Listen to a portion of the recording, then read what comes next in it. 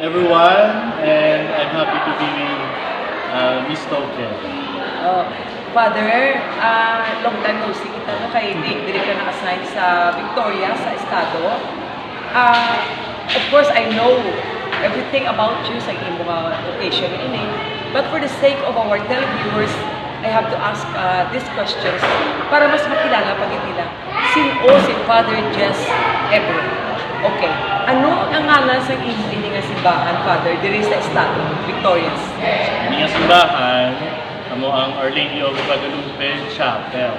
And for utang tabi gitukod ini year 1999, so almost 22 years na, no? 22 to 23 years old ng ini simbahan. Kag nakabutang ako diri, no? After 15 years na wala sang pare. So meaning isang year 2004 nauntat ang pare diri. Nga for what reason? Siguro sa mga circumstansya sa palibot obligado, pabudlay sa sitwasyon. Okay. Pero may simbahan na, di ba? May simbahan na 1999. Tapos sa 2004, wala isang pare.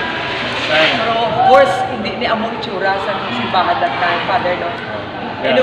Father, so pila ka nakatuig nga ari ka diri? Sa year 2018, ang manangin buksa sa Guadalupe Bishop, kuning chapel, nag-jail o binutang. So, from 2018 to now, mga 4 years. 4 years ka na? Sino naging buslan mga pare? Last si Father Ago, 2004. Those previous pa yun si Father Tata Borromeo, 2002. And then si Father Mahinay. Okay. Iamot sa istorya sa Guadalupe, nangyari sa Mexico, ang pag-celebrar nila sa ilang devotion, very festive, very happy, colorful, ganun. Tapos tapos ang Mexico culture, no, Mexican culture, mga bricks, mga bright colors, sila ko din incorporate ko na tanan mga elements. No? So i-apply to sa Siningan Chapel. No? Kaya nakibot ko, Father, magkada post mo, oh my gosh, katang-tawag sa simbahan ni Father Jess. From the tiles, the ceiling. Oo, guided ka gidya. May mga need ang simbahan naton, no? Ang mga ginatawag spiritual needs, kag temporal needs naton. Okay.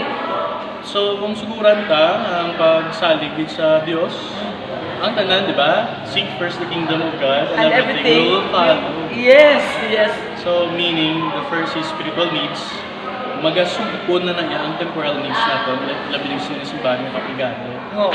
So, ang mga tao, halin sa ilang pagpangamuyo, ay sa ilang kasarang, ginipon, ginhatag sa simbahan, ako mismo nagatipon,